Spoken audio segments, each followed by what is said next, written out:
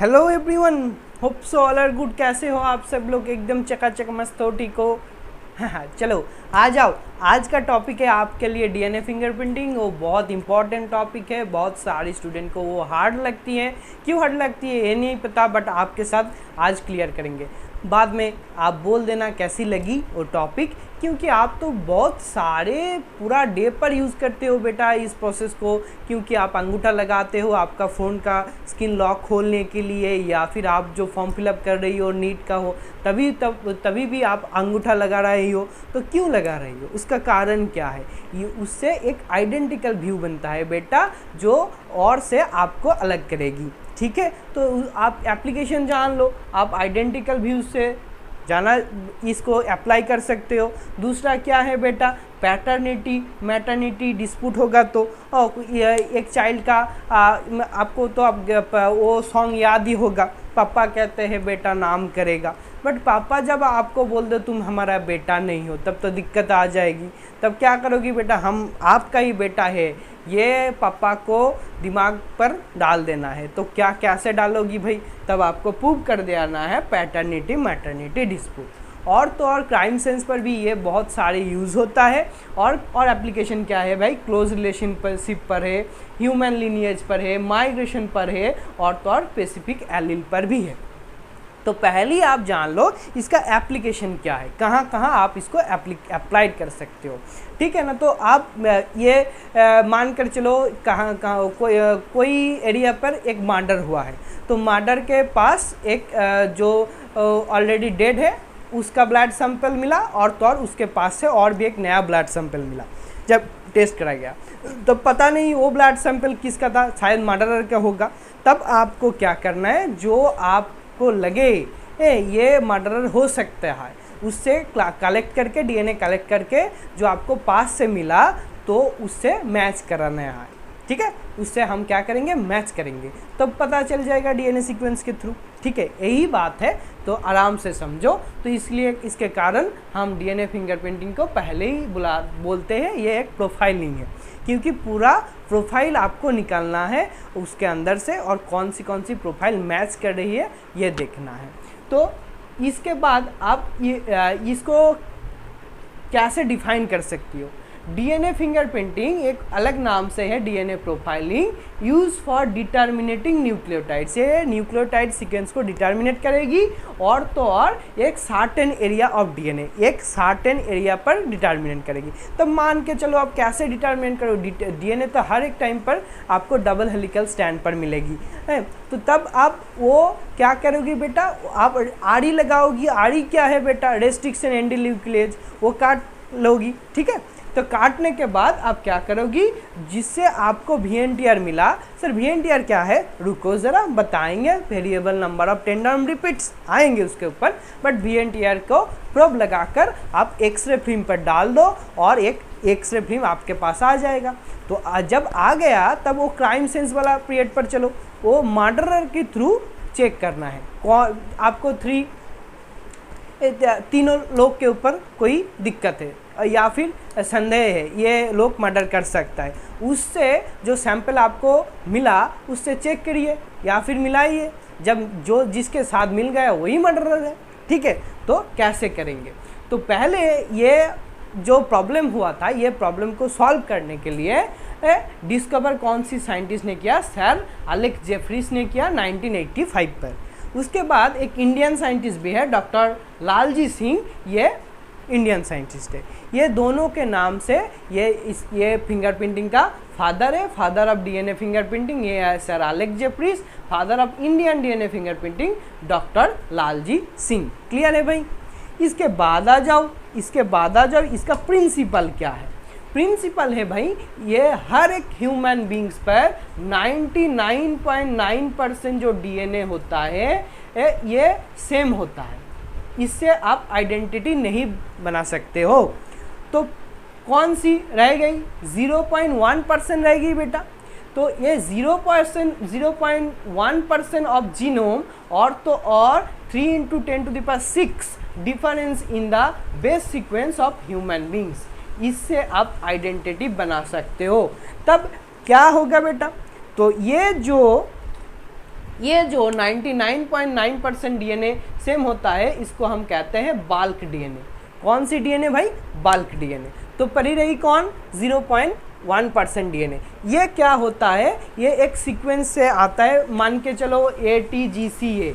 ये सीक्वेंस बार बार जब रिपीट हो रही है, ये तब आप इसको बुलाओगी क्या भाई? Repeat DNA. ये 0.1% के ऊपर आपको एक सीक्वेंस दिख रही है, वो है ATGCA।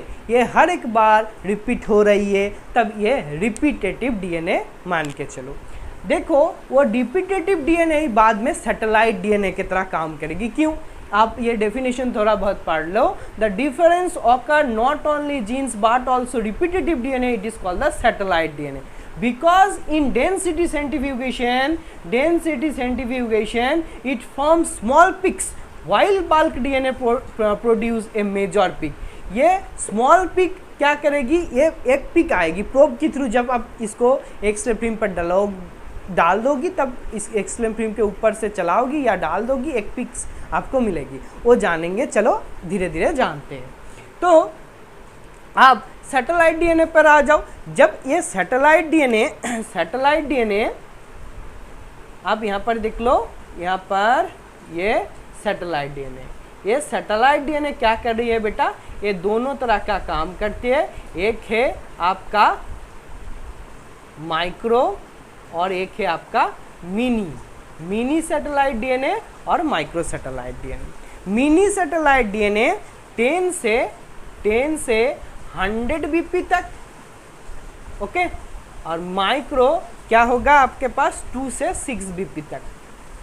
ये सीक्वेंस रिपीट करेगी, हर एक बार रिपीट होगा, ठीक है। ये जो 10 से 100 टाइम तक बीपी रिपीट हो रही है, इससे ज़्यादा भी हो सकते हैं, तब आप इसको बोल सकते हो VNTR, variable number of tandem repeats, और तो और RFLPS, ठीक है ना।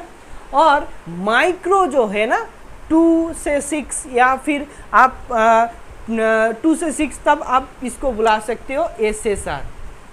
ये SSR क्या है बेटा? सिंपल सीक्वेंस रिपीट, ठीक है। ये सिंपल सीक्वेंस रिपीट है, और ये है VNTR, आपका variable number of tandem repeats, ठीक है।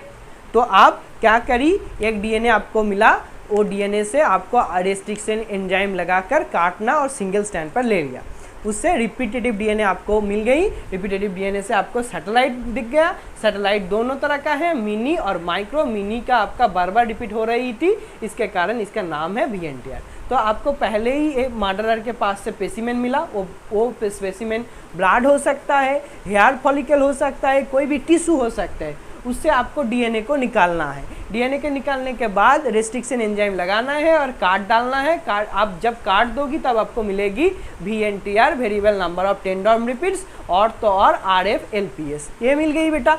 तब आप क्या करोगी? इलेक्ट्रोफोरेसिस पे डालोगी। ये इलेक्ट्रोफोरेसिस क्या है बेटा? क्यों इसके ऊपर काम होता है? ये इलेक्ट्रोफोरेसिस, आपको एक प्लेट दिखेगी, ये एक पॉजिटिव चार्ज होगा, ये एक नेगेटिव चार्ज होगा, इसके थ्रू आपको डीएनए को पास कराना है एगरोस जेल के थ्रू, ठीक है ना। तो ये होगा आपका इलेक्ट्रोफोरेसिस। देन आप इसको यूज़ करोगी साउदर्न ब्लॉटिंग नायलॉन मेम्ब्रेन के ऊपर से, ठीक है। तो ये साउदर्न ब्लॉटिंग ये क्यों है? आपका सिलेबस पे 3 ब्लॉटिंग है, साउदर्न ब्लॉटिंग, नॉर्दर्न ब्लॉटिंग और वेस्टर्न ब्लॉटिंग। तब आप इसको, सर ये साउदर्न ब्लॉटिंग ही क्यों है? जब आप डीएनए के ऊपर काम करोगी तब ये साउदर्न ब्लॉटिंग होगा। जब आप आरएनए के ऊपर काम करोगी तब नॉर्दर्न ब्लॉटिंग होगा। जब आप प्रोटीन के ऊपर काम करोगी तब होगा आपका वेस्टर्न ब्लॉटिंग। ये तीनों ब्लॉटिंग याद करके चलो, इससे आपका कोई भी एंट्रेंस एग्जाम पे क्वेश्चन पूछा जा सकता है। डीएनए साउदर्न ब्लॉटिंग हम कहाँ यूज़ करती है? डीएनए, जब डीएनए से काम करेंगे। जब हम नॉर्दर्न ब्लॉटिंग कहाँ यूज़ करेंगे? जब आरएनए से काम करेंगे। वेस्टर्न ब्लॉटिंग कब यूज़ करेंगे? जब प्रोटीन के ऊपर से काम करेंगे। तो आ जाओ भाई, तब आपको यहाँ पर नायलॉन मेम्ब्रेन पर एक साउदर्न ब्लॉटिंग आपको कर लिया। उसके बाद आप क्या दिख सकते हो? डीएनए प्रोब लगाओगी। क्यों ये प्रोब लगाएंगी सर?